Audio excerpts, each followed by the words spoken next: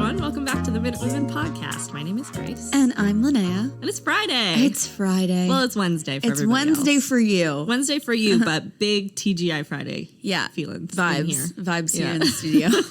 Feeling good. Yep. And it's our last installment of November's series of war commemoration stories. Which have been poignant and really great, but also very sad. Very sad. I'm glad that we did this. I think it was really good to do for the month of November, but I'm not. Yeah. I'm excited to be happy again. I'm excited to do some like lighter stories starting next week. Yeah. And also just like, for me, it was good because it forced me to sit down and write them. Like the Dextrays one was one that I was just like, this is going to be such a depressing day when I have to do the research and write this story. Yeah. And same with all the other ones. So, yeah, I'm happy that this is our last one. Yeah. Do you want to know what the last one is? Yeah.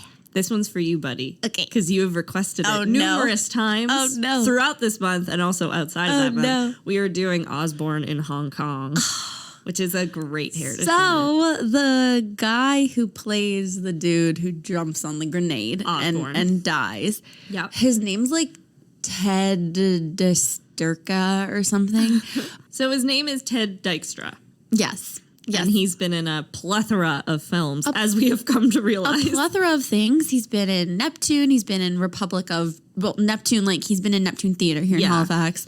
The Planet. Yes. The TV show Republic of Doyle, which has another Heritage Minute guy in it. I don't think he's been a regular in that, but he's also in Daniel Tiger's Neighborhood, which is a super cute kids show about Mr. Rogers.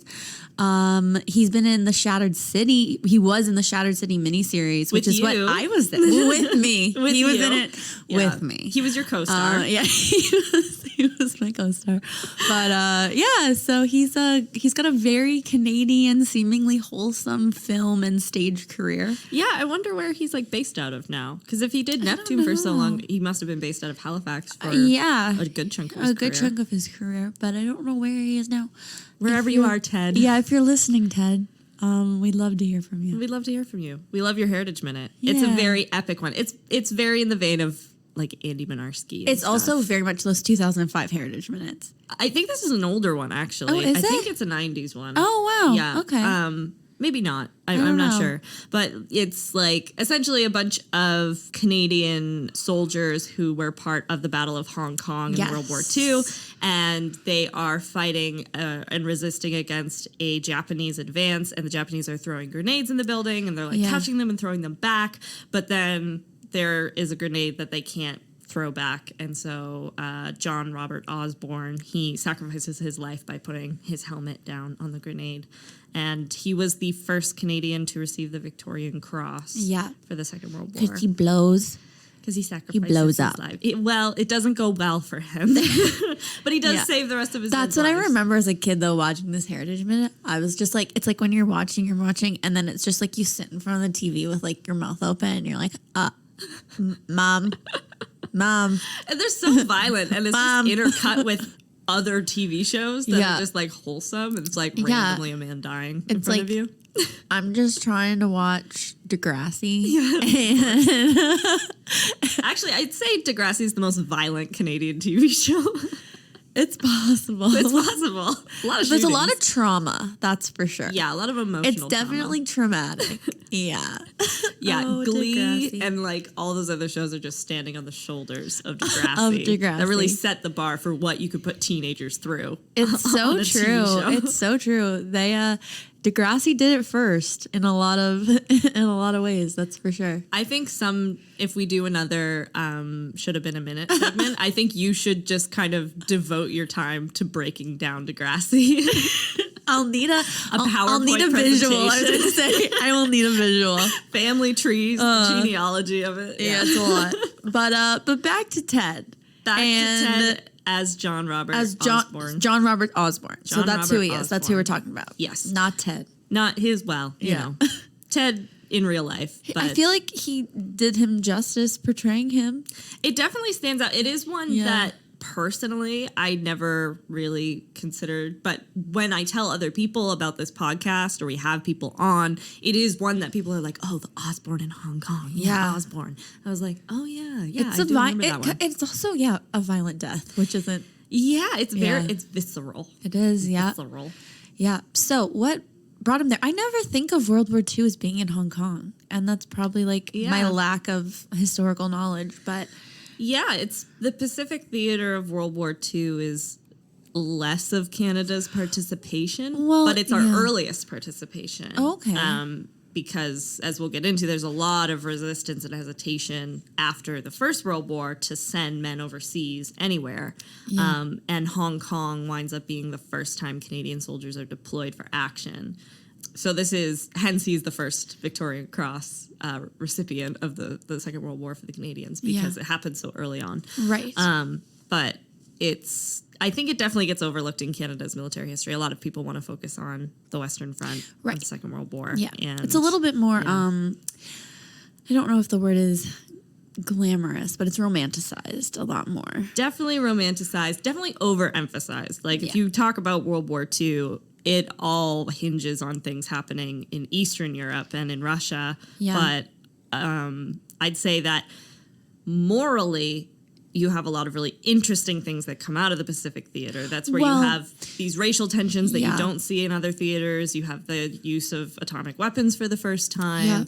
Yeah. The experience of prisoners of war is really unique in the Pacific theater, really brutal in the Pacific theater. So I think it's a very interesting part of Canada's military history that usually gets kind of sidelined to talk about deployments in France. Right. Well, the only living survivor I personally know of World War II, he was in the Navy. Okay. And spent his time in the Pacific. Right. So I don't know how much time.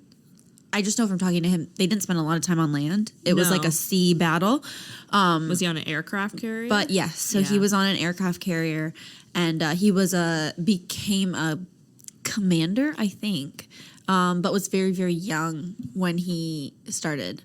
But yeah, he spent his time in that Pacific kind of realm. So I just remember it's one of my best friends, his grandfather. Oh, okay. And so when the Band of Brothers came out, and then Pacific came out, he was very interested in Pacific because it was more Pacific is such a disappointment. It really tries to do what Band of Brothers was. Such a disappointment. But I think it's a disappointment. Mark doesn't quite agree. Mark is disagreeing with us. It's not terrible. It's just not Band of Brothers. Band of Brothers was just so damn well done. It's so well done. And I know it's problematic for other reasons, but it is such a good TV series. Yeah. If you can get past the fact that it's just so American central, it's really good. Which, I mean, as a Canadian, most of our media is. So it doesn't even really, it just kind of... it doesn't really kind of affect me as much in media because I just expect that. This is a total tangent, but I've for a while, for my own sake, have been wanting to write an analysis of how Band of Brothers formed every Call of Duty game.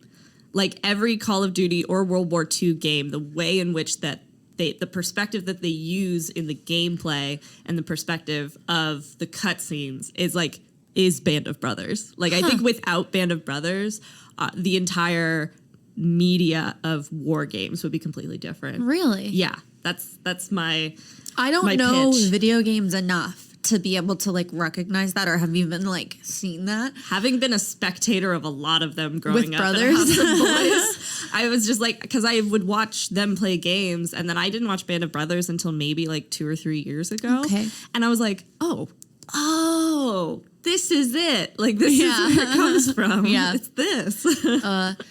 Yeah, it's so good. But anyways, we're going to get into the true real life story of John Robert Osborn. Yeah. Who was born on January 2nd, 1899 in Fulden, Norfolk, England. Oh. So he's actually English born.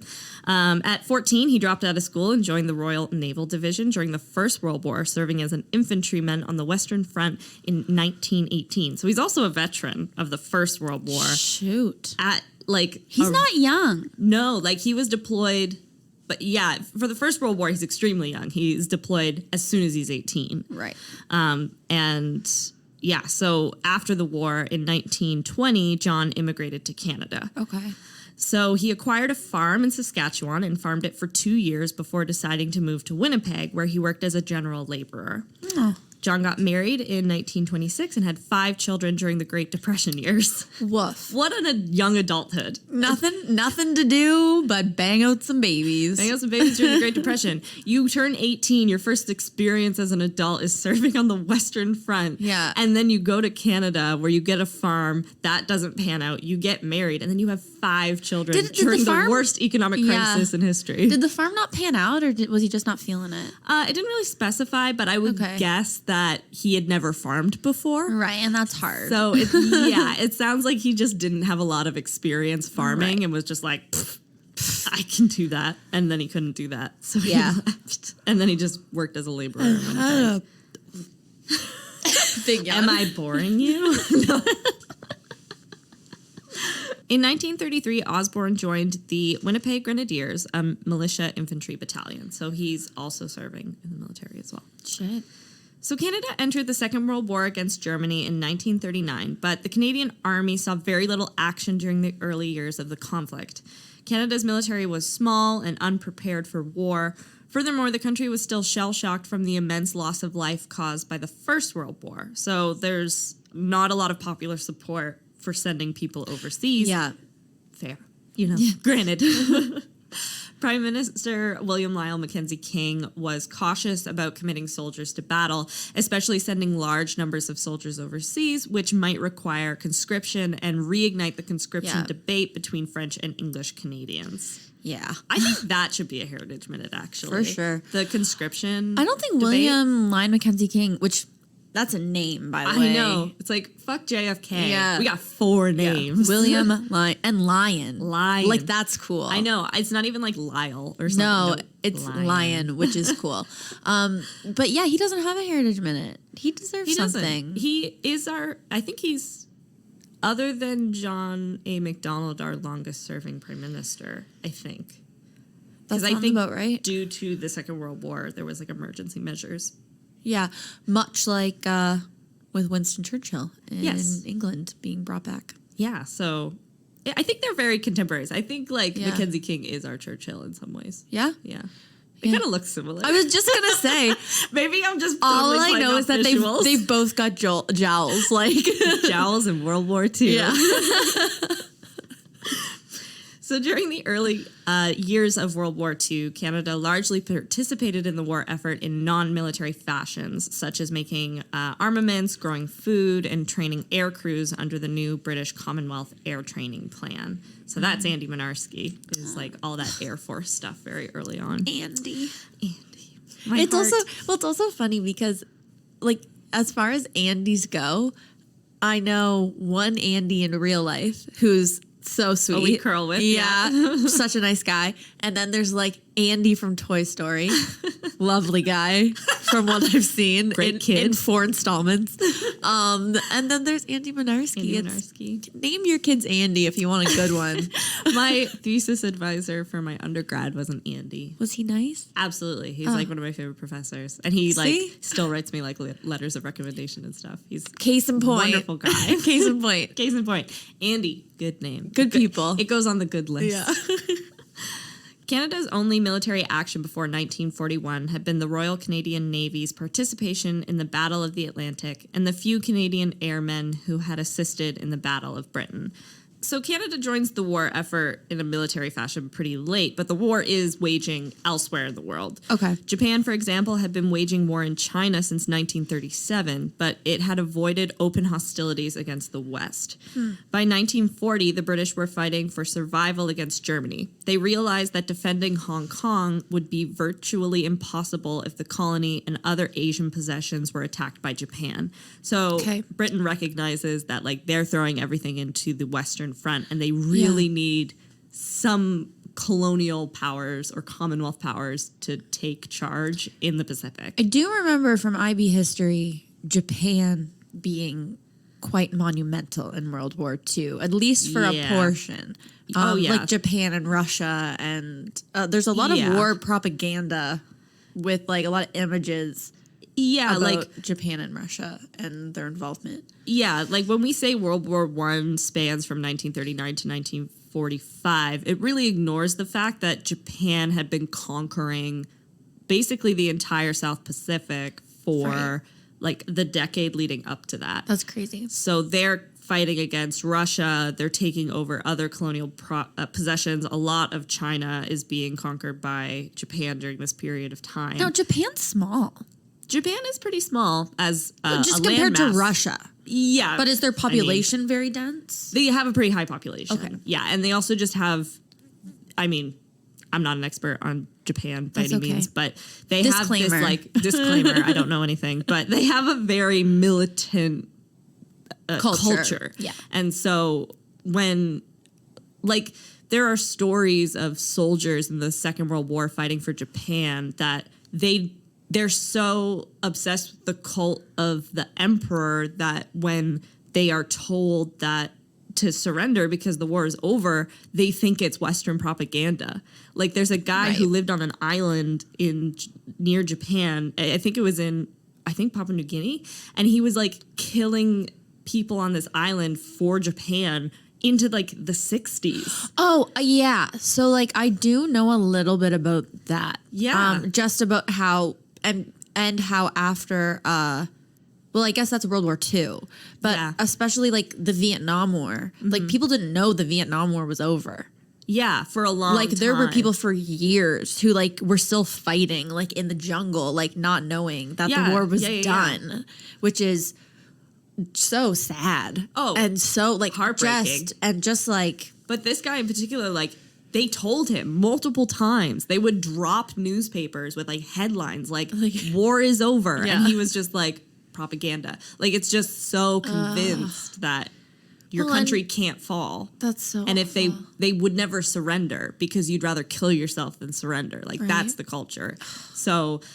Yeah, Japan is like really interesting in the Second World War and extremely militant. And because of a lot of racial notions about Asian people, a lot of white nations are like, they're weak and we'll be able to defeat them very easily because like Japanese and Asian people are cowardly and they're physically weaker than us and like all these other things. So there's a lot of weird background stuff when fighting Japan. Background racism. From the propaganda side of things. Yeah. So they know that Hong Kong is going to be really hard to defend. Okay. Nevertheless, Britain decided that a show of force might deter any possible Japanese aggression, and it sought troops to reinforce the British and Indian units already garrisoned in Hong Kong. So is Hong Kong still part of the British Commonwealth at this time? Yes. Okay. Yeah. So in 1941, Britain made a request for Canadian troops to help bolster its remote Asian colony of Hong Kong, partly in response to the growing pressure from English Canadians who wanted to see Canada have a larger role in the conflict. Prime Minister King agreed to send 2 battalions overseas for what was assumed at the time to be merely garrison duty. Okay. So it's not even proposed to be active conflict. You're just going to go there and you're going to like man the garrison. Right. Chief of the General Staff, Harry Carrar, was assigned the task of managing the 2 dispatch battalions, the Winnipeg Grenadiers and the Royal Rifles of Canada from Quebec City. So the Grenadiers is Osborn's unit. Okay. Both units had some experience servicing on garrison duty and also had veterans from previous conflicts like John Osborn. Mm-hmm. However, neither unit was at full strength in 1941, nor had they participated in battalion training exercises. Okay. This was not seen to be of great significance, though. They're just like, well, they're undermanned and underprepared, but boy, are they excited. Boy, are they ready to go. Little like, slap on the bum and off you go. I know. It's just like, this seems to always happen where they're just like, we're not ready for active combat, but I think we can do it anyways. Yeah. Which says to me either that they're extremely always naive and never learning their lesson, or that like that happens all the time and like it usually pans out so we don't hear about it. Yeah. So like we're almost always underprepared, but it usually works out in the end. So that's my life mantra. Just always underprepared. Always underprepared. If you just like don't worry about it, then the stress won't interfere with your ability to perform. Yeah. A Japanese attack against British territories in the Pacific seemed highly unlikely in this part of 1941. Right. And even if one came, the prevailing racial attitudes of the time convinced many Canadians and British military leaders that the superior white troops would teach the Japanese troops a lesson. Okay. So, yeah, you have like these racial notions, and at the time there hasn't been any active conflicts between like Allied troops and Japanese troops. Right. The Japanese are there, and they're kind of like, they basically agree to align with the Germans, partly because Japan is like also like somewhat of a fascist country, but they have colonial desires that the Germans are like, we'll let you take over these like islands if you just like align yourselves with us. Yeah. So yeah, there isn't a lot of active open conflict between Western countries and Japan yet. Okay. So the 2 undermanned Canadian battalions were quickly filled out with new additions. These were inexperienced troops, and they were shipped across to the Pacific under the command of Brigadier J.K. Lawson. Mm-hmm. The force included 1,973 officers and men plus 2 nursing sisters. Okay. It's like 2,000 guys and 2 nurses. That's so stupid. Which I think also signals like how little they thought they were actually going to be in open conflict. It's just like they're there probably just in case they get some kind of tropical disease, and like we need to figure that shit out. Oh God. The ship arrived in Hong Kong on the 16th of November, joining a military garrison that now totaled 14,000 men. Okay. The garrison's task was to defend a small hill-capped colony of 1.6 million residents spread across a section of the mainland, including the New Territories and Kowloon, as well as Hong Kong Island itself. Okay. The defenders had only a few naval vessels at their disposal and no air force to speak of. To make matters worse, the Canadian contingent's vehicles sent across the Pacific on a separate ship from the troops had not arrived in Hong Kong, but had arrived in Manila, where they had been diverted for the use of American forces. Oh, so it's like, sorry, folks, the Americans need your cars. That's just like, well, what are we supposed to do? Don't worry about it. Don't worry about it. The Americans needed the cars. Sorry, the Americans needed the cars in Manila. So everything changes on the 7th of December. So 3 weeks after the Canadians arrived in Hong Kong, and they had kind of slowly started to settle down into the quiet routine of garrison life, Japan stunned the world by attacking the United States naval fleet at Pearl Harbor, Hawaii. Dun, dun, dun. Very different circumstances after this point. Lil Ben Affleck, little that other girl, Michael Bay, explosions everywhere. Yes, that song. What song was it that was in that? My Heart Will Go On. Nope. Nope. That was a bit. That was Titanic. That wasn't funny. I'm laughing.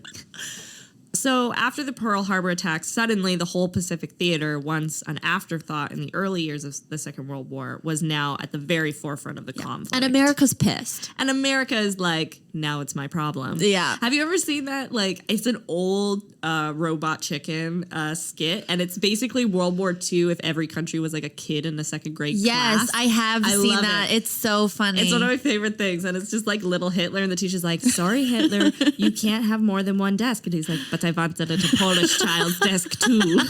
So he just suddenly is accumulating all these desks. But America is just this like chill guy. He's like, not my problem. And then the Japanese kid comes over and like knocks over his milk. He's like, now it's my problem.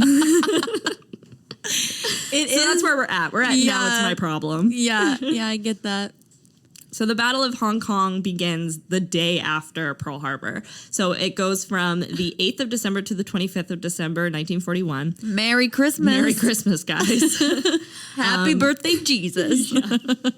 It's also known as the Defense of Hong Kong or the Fall of Hong Kong, spoiler alerts, and was one of the first battles in the Pacific theater of World War II. On the morning of the Pearl Harbor attacks, forces from the Empire of Japan attacked the British Crown colony of Hong Kong. The attack was in violation of international law as Japan had not declared war against the British Empire. The Hong Kong garrison consisted of British, Indian, and Canadian units, also the Auxiliary Defense Units and the Hong Kong Voluntary Defense Corps. Okay. The invaders bombed the colony's airfield and other military installations and quickly overran the troops defending the mainland portion of the territory. The defenders here included the men of D Company of the Winnipeg Grenadiers, who on the 11th of December 1941 became the first Canadian Army troops to engage in combat in the Second World War. Yeah. After 5 days of fighting, Kowloon and the mainland fell to the Japanese. Major General C.M. Maltby, Hong Kong's military commander, refused Japanese demands for surrender, despite there being no hope of relief from outside the colony. So, great decisions. Stubborn. Yeah. Men. Never. Instead, Maltby relied on his remaining untested soldiers, including the bulk of the Canadian battalions, to defend Hong Kong Island, where most of the civilian population lived. Okay. Maltby split his island forces into 2 brigades, one encompassing the Royal Rifles of Canada under the overall command of British Brigadier C. Wallace, and the other, including the Winnipeg Grenadiers, under the overall command of Brigadier Lawson from Canada. Okay. For the next 2 weeks, the troops from each brigade fought for their lives. Short of water, without adequate transportation, because they took the freaking cars to Manila. Right. All of the cars are in Manila. I just need a Subaru. Subaru, sponsored. The Minimum Podcast, sponsored by Subaru. And they were also being pounded by the enemy's superior artillery and command of the skies. The defenders did what they could to stem the Japanese advance following their amphibious landing on the island's beaches. The Japanese quickly overran Kowloon. On the night of the 18th of December, 3 Japanese regiments landed on Hong Kong Island, rapidly overcame the beach defenses, and then moved inland. Early the next day, A Company was ordered to advance on Mount Butler on Hong Kong Island and recapture it. Osborn led his part of the company in a bayonet charge, retook the summit, and held it against Japanese counterattacks for the next 3 hours. So this is all just like infantry soldiers. Yeah, like we're talking bayonet charges. Bayonets, like, yeah. Which, God. yeah, it's not something I envision in the Second World War. Like I definitely don't First World either. War, but like We Second got World War. guns. I know. Yeah, well, that's the other thing. Like the scary part of World War II is like the lack of armaments some armies had. Like Russia went in with the like notion of only half the soldiers would have guns sometimes, because if someone dies, you pick up their gun, and like that's how you arm troops. What the hell? Yeah. Okay. Yeah, it's not great. No. Like, I'm just gonna throw it out there. I know everyone's like has these fantasy notions of like, oh God, I wish I was just a soldier in the Russian army in World War II. But I'm here to dispel those fantasies that people have created, and it it's wasn't a fun time. so romanticized. Oh God. Stalingrad, so romanticized. Did you know Stalingrad is bad? Staliнгrad's like worse than trains sometimes. Oh God. So bad. It's more communist than trains. Yes, exactly. Just a little, though. Just a little. Okay. When a larger Japanese force attacked, it forced Company Sergeant-Major Osborn and his men back down the mountain, where they rejoined their company. So they've done like, and that's the thing. It's like, it's kind of hopeless, but they still have to go and like do these military maneuvers. So they're retaking a summit, and then the Japanese just take it back, so they have to retreat, and you're losing lives doing that. Yeah. Later, the Japanese... War is not a fun time. I just want to... It's like... Yeah. I get why the United Nations in our last episode was like, all right, no more wars. Yeah. But I think they just went about it the wrong way. I agree with the message. It's a cool concept. It's a cool concept. Yeah. I really see where you were going with that. But and the worst part, like the craziest part is that I'm pretty sure the 20th century, despite the First World War, despite the Second World War, despite all of the conflicts, is throughout that century was the lowest percentage chance that you would die of a violent act. Right. Right. I see what you're saying. Like low-level violence is so common throughout human history that statistically the 20th century was the lowest rate of violent deaths. Right. And that's in spite of like that's crazy. The biggest conflicts we've ever fought. That's crazy. Yeah, humans don't like each other. Yeah. Someday it'll just be one guy standing on a hill and he'll be like, I did it. And then he'll just shoot himself.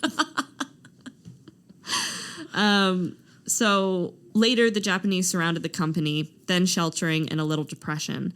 By the mid-afternoon, the company had driven off 2 attacks, but eventually the Japanese worked close enough to throw hand grenades into the Canadian position. Osborn picked up many of these grenades and threw them back at the enemy. Finally, a grenade fell where he could not get to it in time. Without hesitation, Osborn shouted a warning, pushed a soldier aside, and then selflessly threw himself on the grenade. It exploded and killed him instantly. No, sad. Yeah. That's the minute. So that's the minute. And it's just like hard because it's like, yeah, he's not young. He has 5 kids. Yeah. Like, this is just like a man with a whole life. But it's also a little bit like Tommy Prince. Like, it's all you know. Like, yeah. This is your career. This is all you know. When you go home, like, you try to start up a farm, which you have no idea how to do. Yeah. Like this is what you're good at. This is what you've been trained or lack of trained. Yeah, but this is 14, what you've been doing. He's been in the military or Navy. So, but that's sad. Very sad. So Osborn's heroic act was one of many performed by Canadians. So did he save? He saved people. So he saved all the men that were heroes with. He saved their lives. But there were also there's lots of accounts of heroism in Hong Kong by Canadians. Wow. So to briefly highlight those, the same day, Brigadier Lawson's headquarters became surrounded by attackers at the Wong Nei Chong Gap, a strategic pass where a main road cut through the center of the island. With Japanese soldiers firing almost point blank into his bunker, Lawson sent a radio message to Maltby, the colony's commander, that he was going outside to fight it out with the enemy. Lawson was quickly killed, but the Japanese would later make a note of that he died quite heroically. On Christmas Day, with ammunition in short supply and the defending soldiers in desperate shape, D Company of the Royal Rifles was ordered to make what appeared to be a suicidal attack to retake lost ground at the south end of the island. According to an account from Sergeant George MacDonnell, the men received the orders in stunned silence. Not one of them could believe such a preposterous order, he said. Attacking with bayonets, the Royal Rifles succeeded in taking the position at a cost of 26 men killed and 75 wounded. Jeez. Hours later, the exhausted survivors learned that the colony had surrendered and the Battle of Hong Kong was over. So that's your Christmas Day. Is like you lose 100 casualties and then you just find out it was totally for no reason. That's worse than my day yesterday. I had a bad day yesterday, but pretty rough but day that's yesterday. Worse. But it's not a great Christmas. It's not the one you look forward to. Nope. The horror for those who remained, however, was only beginning.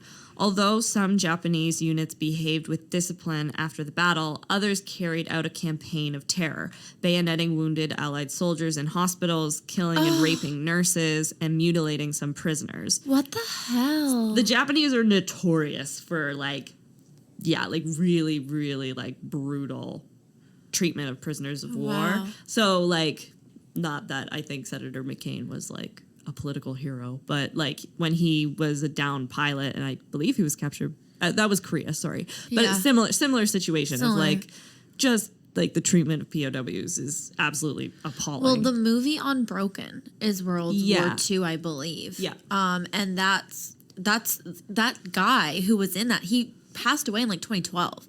Yeah. It was very recent that he passed away, and his story is just remarkable. It's insane. It just chills. Yeah. Which is also a fantastic movie. And Angelina Jolie directed that. Yeah. Yeah. Which is very random. Yeah. But yeah. World War I think is a very obviously appalling conflict, and it's very hard to understand because it's just this war of attrition for no reason. It feels like, but World War II, it's the treatment of there's no distinguishing feature between civilians and soldiers anymore because home front is just as important as front lines, and so there's total disregard for we should be treating civilians differently than soldiers. So you have the bombings and you have fire bombings of Germany. You have fire bombings of Tokyo. Those are Allied soldiers killing civilians. On the flip side, you have the rape of Nanking, Japanese soldiers, which is just days of just brutal massacres and rapes in the streets of Nanking. It's the most like horrific 6 years of humanity unfolding all over the world. And I think in America and in Canada, like you have Pearl Harbor, but like those things don't even compare to what's happening in the rest of the theaters of the war. No. We have like internment camps for the Japanese, like here, but it's just like it's not a fun time and different culture. And I mean, we touched on that a little, just about how like we were talking about Japan, that it's such a militant culture that it definitely, you do definitely recognize that when you look at it. It's almost like Canadians and Americans at that time just didn't know, like they just weren't at that level of callousness and like torture for the prisoners of war. It was more like prison as opposed to like full-on torture. Yeah, it's like when your whole life isn't designed around like live or die for your country. Right, you're less willing to do stuff for your country. Yeah. Not to say that, like I don't think that America and Britain and Canada and France like are exempt from war crimes. Like, I mean, we talked about in the last episode, Dextrays, like they were brutal to the German POWs that they captured. Yeah. But, like, the Japanese, it's just, like, another level. It's like, another level. Yeah, like, standing on the shoulders of giants when it comes to treating prisoners of war terribly. Like, they're in a league of their own. Yeah. So the civilian residents of Hong Kong now faced years under harsh Japanese occupation. The capture of British, Indian, and Canadian soldiers considered cowards by the Japanese for surrendering. So that's the other thing. Like, they just don't have a cultural understanding for why you should surrender. So, like, they would rather kill themselves than surrender. So if you surrender, Hitler, you don't deserve anything. Yeah, it's like you don't deserve anything from us. You don't deserve pity. We're not going to treat you nicely because you've just done the most cowardly thing you could do. So these soldiers become prisoners of war, first at camps in Hong Kong and later in Japan, where they endured years of beatings, hard labor, and inadequate diets. Hundreds of the Canadian POWs died of illness and from slow starvation. In August of 1945, almost 4 years after the fall of Hong Kong, the atomic bombing of Hiroshima and Nagasaki forced Japan's surrender and ended the war in the Pacific. The Canadian military delivered food and medical help to the camps where POWs were suffering from diseases caused by vitamin deficiencies. Yeah. Of the 1,973 Canadians sent to Hong Kong, 290 were killed and 493 were wounded during the battle and its immediate aftermath. Proof said veterans decades later that they had resisted fiercely and courageously before surrendering to the enemy. Another 264 Canadians died as prisoners of war, while 1,418 survivors returned to Canada. Okay. Many of them deeply bitter at the cruelty of their Japanese captors. Of course. At home, political pressure forced the government in Ottawa to appoint a royal commission to investigate the circumstances of Canada's involvement in Hong Kong. The sole commissioner, Chief Justice Lyndman Duff, misinterpreted or ignored evidence and exonerated the cabinet, the Department of National Defense, and senior members of the military's general staff. In 1948, a confidential analysis by General Charles Folk, chief of the general staff, found many errors in Duff's assessment, but concluded that proper training, staffing, and equipment would have made little difference given the overwhelming odds facing the defenders. Okay. So it was such like a failure in the eyes of the Canadian government that they were like, this needs to be investigated. Yeah. And while the reanalysis of this was like, yeah, these guys definitely didn't have sufficient training or like the sufficient equipment, like the transportation issue. Yeah. But they're like, it also probably wouldn't mattered. It wouldn't have made a huge difference. Yeah. The 554 Canadians who died in Hong Kong and in prison camps afterwards are remembered today by a memorial to all of the Hong Kong defenders at the Sai Wan Bay War Cemetery there. This and the Stanley Military Cemetery in Hong Kong also hold the individual graves of 303 Canadian soldiers, 108 of whom are unidentified. Oof. Of another 137 Canadians, most of whom died as prisoners of war, are buried at the British Commonwealth War Cemetery in Yokohama, Japan. So Osborn's heroic act was one of the first to earn a Canadian the Victorian Cross, the highest award for bravery among troops of the British Empire. Yeah. Osborn's sacrifice did not become known until after the war had ended. In 1946, he was posthumously awarded the Victoria Cross in recognition of his bravery in the Battle of Hong Kong. A statue of an anonymous soldier, formerly in a private collection and now located in Hong Kong Park on the site of the former Victoria Barracks, bears a plaque in memory of Osborn and through him all those men and women who performed acts of gallantry and self-sacrifice in the defense of the colony. Manitoba's Osborn Creek and John Osborn Lake are named in his honor, and that happened in 1973 and 1986, respectively. In 1991, a granite monument in honor of Osborn was dedicated at the John Osborn VC Tower building in Winnipeg. Oh, so that's the story of so nice. John Osborn. Yeah, he is kind of like an Andy Mynarski in the sense that it is like, he's like an ordinary guy. Just a guy. Who did one thing. And not one thing. Obviously, it's like a whole day of but it's just like, that's just who he is. He was just that type of guy, like Andy. Yeah, and it's like those kind of split-second decisions, I think, really define who a person is. And so you can say pretty confidently that, like, I mean, you got to imagine, like you said, like, he's not young, and he's probably with, like, a bunch of young men. That he's, like, taking care of. That he's taking care of. He is a dad. Like, I can just, like, picture what he was kind of like in that sense. Yeah. Well, I'm glad we covered that one. Yeah. And to Ted, if you're listening, great job. Great job portraying Osborn, and we'd love to chat with you. Yeah. So, Again, thank you so much for listening to this episode of the Minute Women podcast and for listening to our episodes to commemorate all of our veterans through the month of November.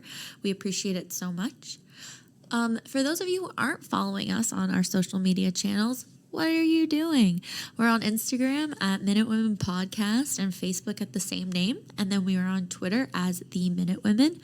We also have a phenomenal website that's updated with lots of pictures and all of our episodes and all of the sources, as well as information about Grace and I and our interests and hobbies and you know, don't you want to know more? Don't you want to know about it? So go check that out too. That's at www.minutewomenpodcast.ca. And make sure that you download the episode, subscribe to the podcast on whatever platform you listen to us on. And if there is the option to leave a review, make sure you rate and review the podcast, especially Apple Podcast. We have been getting a couple of reviews rolling in, and we think that before we'll probably take a break over the holidays. But before we do that, we'll probably go through some of those reviews and stuff and thank those people that have left them. So if you want a little shout out on the podcast, the best way to do that is to leave us a review on Apple Podcast. Sure is. And also make sure that you recommend the podcast to your friends. Word of mouth is the best review. Thanks, guys. Bye. Bye.